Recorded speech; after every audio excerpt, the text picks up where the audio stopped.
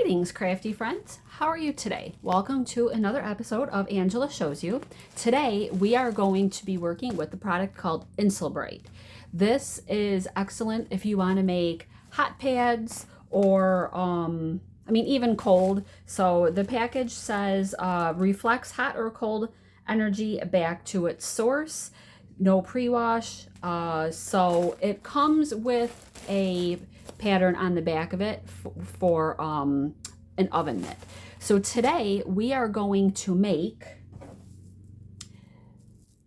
a hot pad. So what I actually did is the 10 by 10 pieces of fabric that we used the other day when we made those super adorable little itty bitty storage bin things. I actually am using those for these, and I'm making them reversible. One side is going to be blue, the other side is going to be red.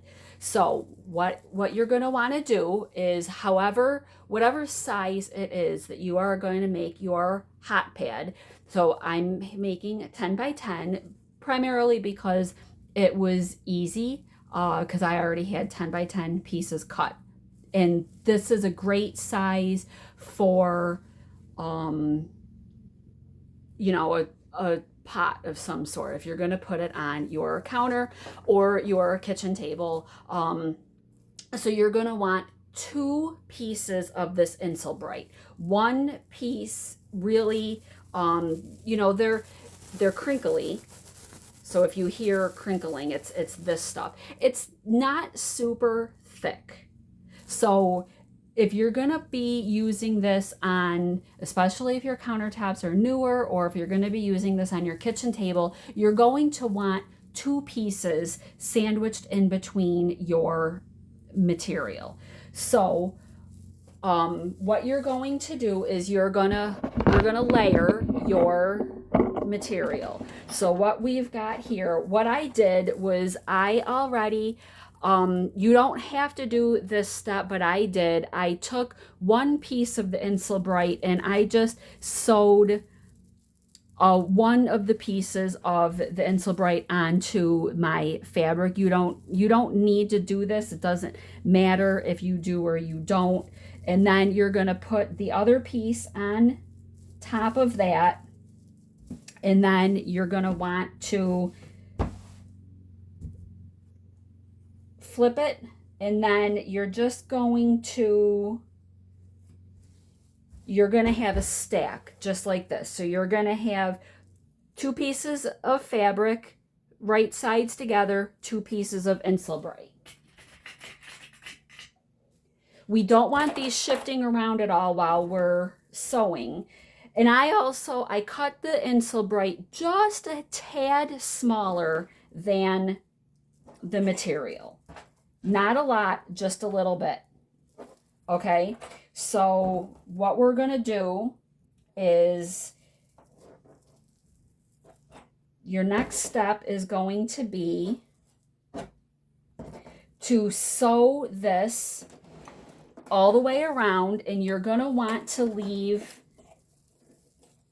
a gap, and you're probably going to want it actually to be a little bit on the bigger side, because this is going to be bulky, and because you need a way to turn this through. So it's going to be a little bit bulky.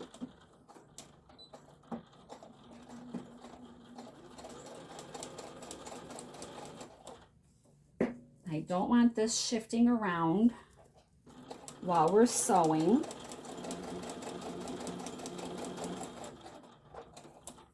So you're just going to pivot your corner.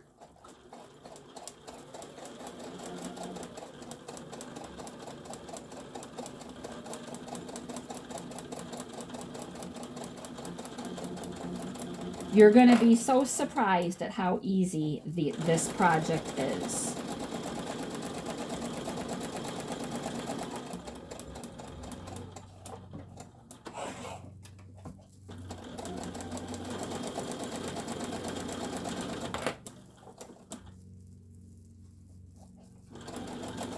And all I'm doing with this is I'm keeping everything pulled so that it's nice and tight.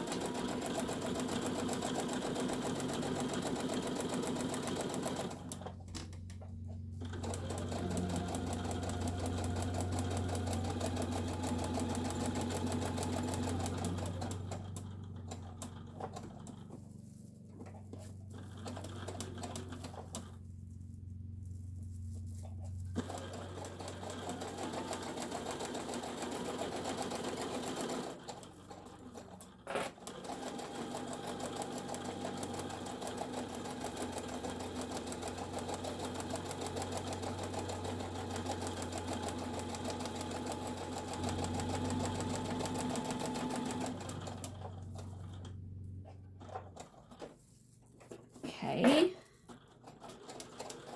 Back to the side that we started on.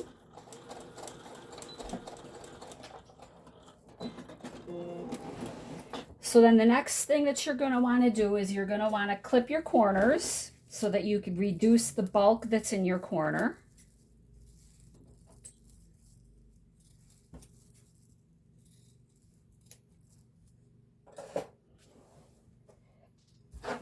Then you're going to turn it right side out.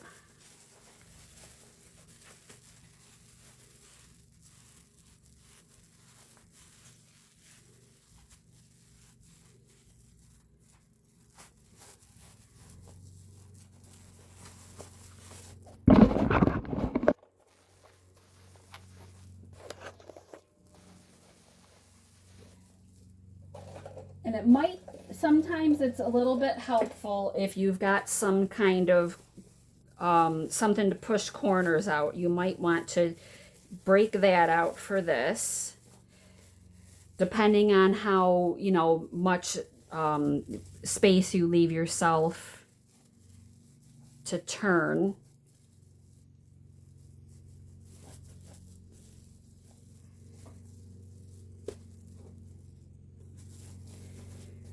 But these are nice because, you know, you can make a long one. So if you want to put a casserole dish down on your table, you know, you can make a nice long one that is the size of a cake pan or a casserole dish. You can have small ones for pots and pans. These are a lot of fun. You know, you can do as gifts. So if you've got a sports fan, you could make one up as, you know, a birthday gift or a Christmas present for a sports fan in your life. They're fun to make. Holiday ones, you could make Thanksgiving ones for, you know, your Thanksgiving table. Christmas ones. They're so much fun. You know, anything that you want to do to, you know, match a kitchen theme. So then all you're going to do after that is, as usual, you're going to just want to fold these in a little bit into each other like this. Fold the, you know, each side in towards the center. And then you will go ahead and top stitch all the way around. Another thing that you could do that would probably make a little bit more sense is, rather than sew on the one side, you could wait until everything is sewn and you could sew the X on the finished product. The reason for doing that, or you don't even have to do an X, you could do, you know, a couple quick, you know, stripes down, you know, maybe do not in the center, but maybe, you know, like if I wanted to, you know, like maybe do a 2 stitches, you know, this way. The reason for that is just so that the Insul-Bright doesn't shift around on you as you're using it, especially if this is something that, you know, if you're going to throw it in the washing machine, you just don't want it like bunching up in there and moving around and getting all distorted. So that's the reason why you just want to just give it a little bit of a reinforcement. Now, I will say, you know, the whole thing, this is going to have a little bit of reinforcement because we're going to top stitch anyway. So it is going to be sewn all around the edge. But, you know, sometimes it's nice to do that on the whole thing. So there we go.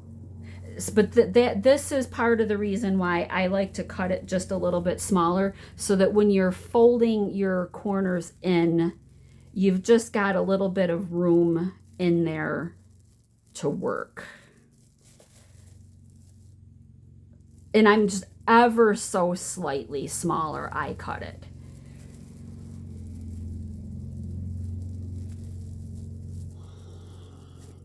But there you go.